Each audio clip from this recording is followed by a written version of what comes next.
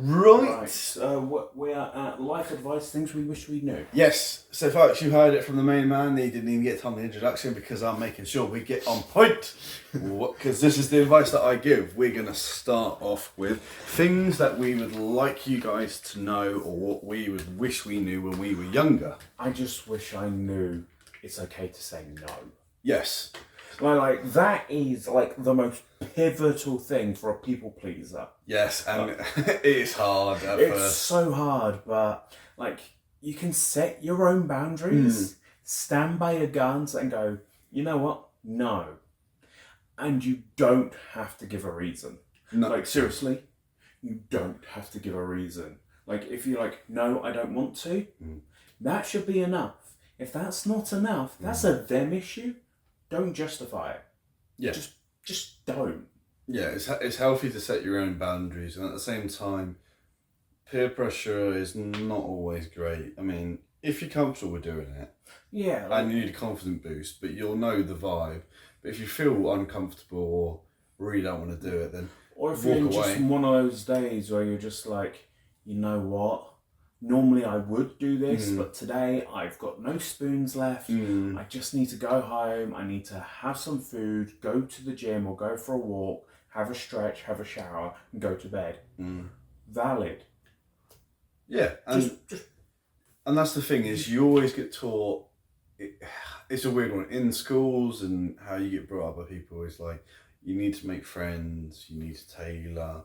But what you'll get people that know that. And then they'll use it against you. Yeah. That they can easily say no, but they know you can't because of either a guilty complex. Now, it usually occurs because of when you were younger, it's like if you felt like you didn't have friends, you've always got to do people pleasing, or you weren't getting the attention that you think you wanted because either you didn't know how to get hold of it. So when you get older, you want the company or you want the support. It's like some people that might be over supportive could have been smothered, or they could, or like how people want to leave and leave people hanging could be like they've had too much attention given. Obviously, it's not my expertise, but it is something that when you think about it in the grand scheme of things, things that you might have lacked or had too much at a young age. When you get older and your viewpoints all change, could be like always demanding.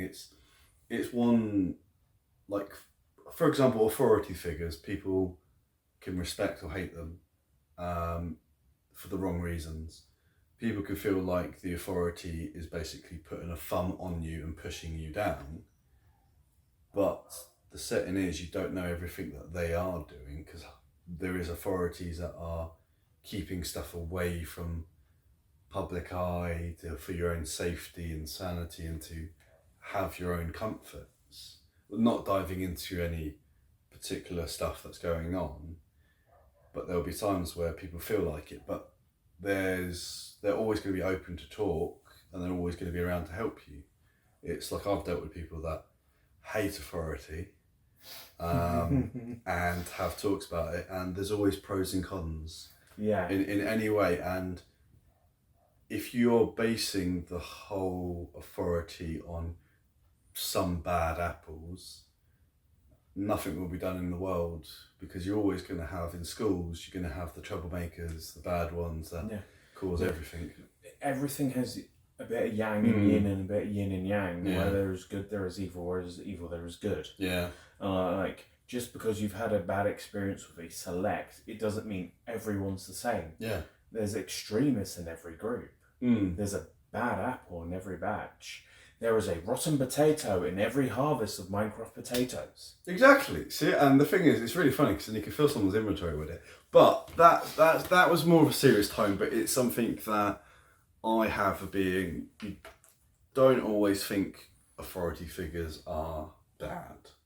If anything, they are still normal people that are just looking after yourselves and the public. And at the end of the day, they're human. Yeah, and sometimes they've gone through various traumas that have might shaped their personalities. Exactly, and also on the flip side of things, for the people that are fiercely independent, it's okay to ask for help. Oh, You're God. not any less of a person. I know. But if I ask, no. You are struggling. You are struggling on your own. You need a support. Like it could be a friend. Obviously, don't trauma dump if your friend isn't comfortable with it. Oh, God. Like obviously you have to know like which friends are cool with it or which relative is cool with it. And if no one is capable of dealing with it, that's where you seek professional help. Like a therapist where they're like they are paid to deal with it, but they also have studied it. So like they might have heard of a situation similar. It's okay to ask for help. Oh, God, yes. And the thing is as well, everyone's got different ideas how they want to approach things. So it's like when you work in a team, I'd like to say, for example, in football, which may be a bad example because you get people that like to be independent and that. Or in team-based activities, you're working on your strengths and weaknesses of each person. So, to be fair, you've gone for the wrong example. Considering our background, you should have gone with Luffy, One Piece. I know. Because literally, he has a whole thing about, of course, he doesn't use a sword to fight. The Arlong fight. Okay, so I was trying to keep it in sports just in case any of your sports watchers. We don't have sports watchers. Oh, okay. I'm the sports watcher. Yeah, I'm not a sports watcher, but I like to keep hip and trendy with the kids.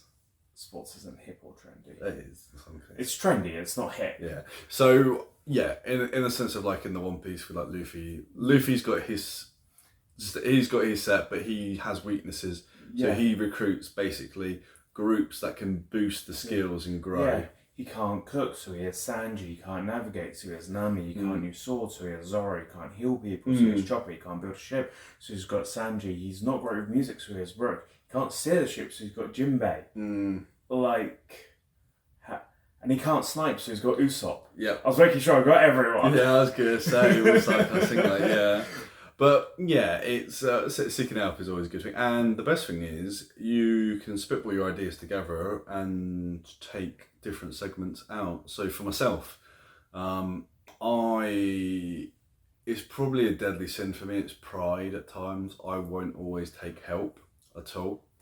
I'm sloth. I'm sloth for gluttony. I'm either too lazy or I just want to eat everything. Yeah. My main sin is sloth.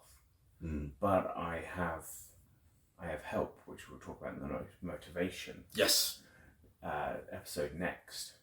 But yeah. Spoilers. But yeah, so going back to more funny things, with advice and what we recommend for people, because of where me and Chris have experienced the interesting sides of life, surviving various things that we don't always talk about.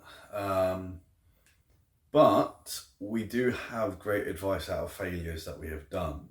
So, well, he has advice from failures. I have advice from watching. Yeah, so basically he's like the spectator to the mistakes I make. I'm just a guy in spectator mode half the time. So, what one advice I give is don't focus too much on looking for the perfect soulmate, because of the corny stories of people who were friends and then they were in a relationship. It does happen, and it does develop in certain ways, or it might blossom but then wither down. But then you're cool. You know your boundaries and your settings. Yeah. So communication. That going off boundaries and that. Communicate. Honestly, a lot of mishaps are because people don't say what they actually mean. And then when you don't talk or say what your boundaries are, people get confused. Anything at all. Yeah, it gets confusing. I'm guilty of that. I wish I could take that bit of advice. I am so good at thinking, oh yeah, I need to say this. Does this do anything? Do any vocals come out of my mouth? No, it doesn't. No. However, it's like when you have an argument with someone, then you think of a brilliant outcome or a snide remark. It's like one of that. It's you thought about it, you could have said it, but you didn't. But the other thing to learn from that is, if you have said something and it's come across harsh in any sense, you can apologise for what you said in the way. You might still be telling somebody off. And if you realise that you said it in the wrong way, you can apologise for the way you directed it and then you can break it down and be like, look, I'm sorry that I had to go at you for this, but the reason why is this failure caused this to happen. Yeah. It's now built up stress, not just for yourself, but for us. We're trying to work with it. I wasn't in the right mind because of, it might not fix it then, but you're communicating how you're feeling, how it's going to affect, and you didn't mean to come across too hostile. And you're not completely burning the bridges.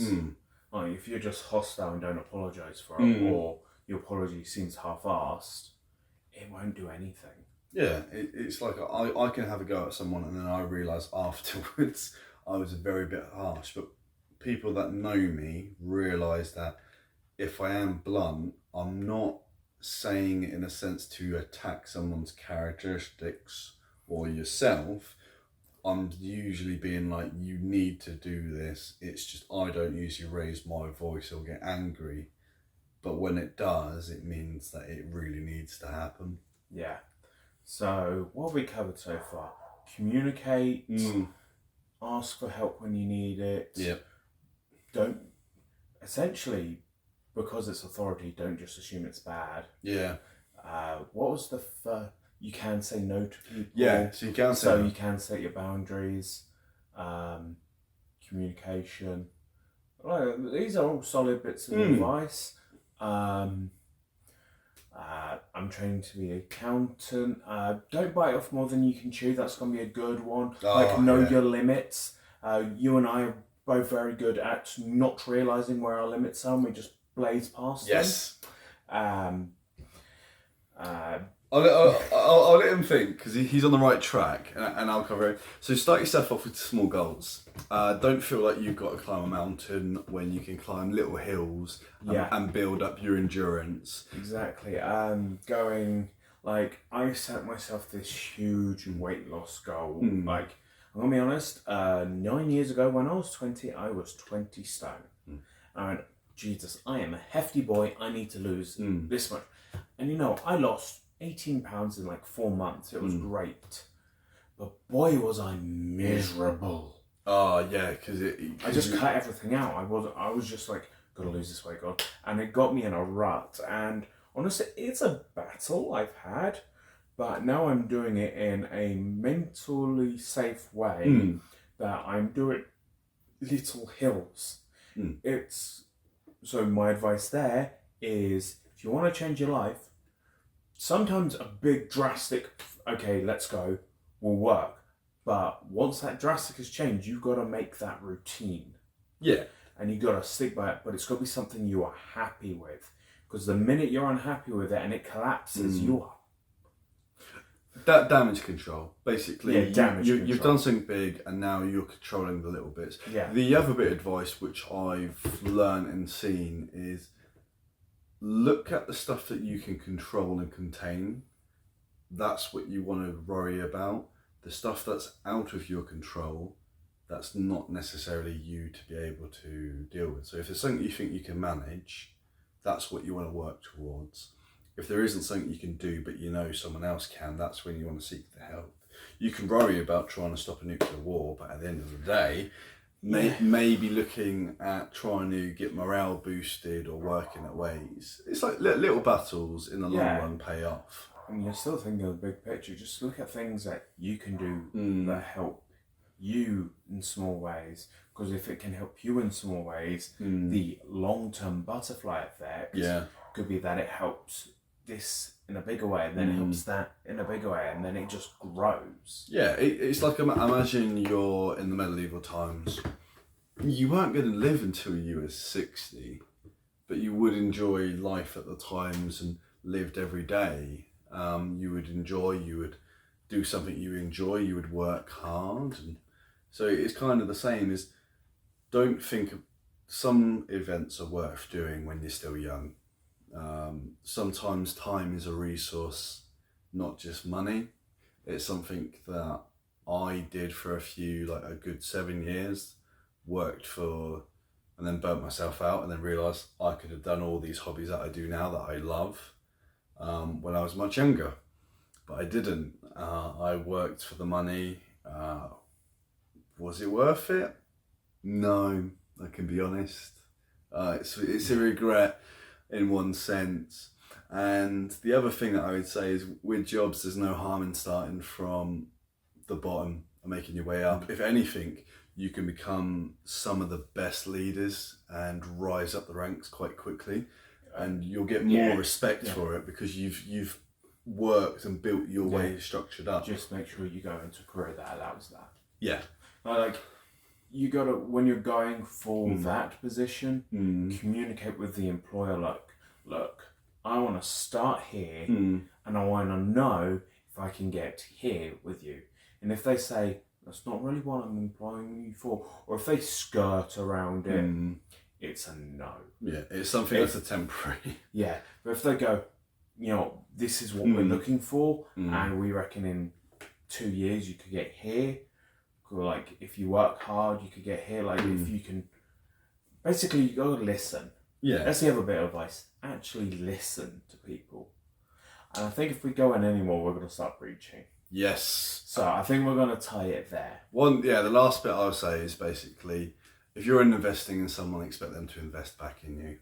Yeah, that is actually a good one. Yeah. And on that note, we're ending this episode. It's been a pleasure. Yeah. And we'll see you next time. Bye. Just a couple of guys chatting over a brew. Won't tell you no lies. It's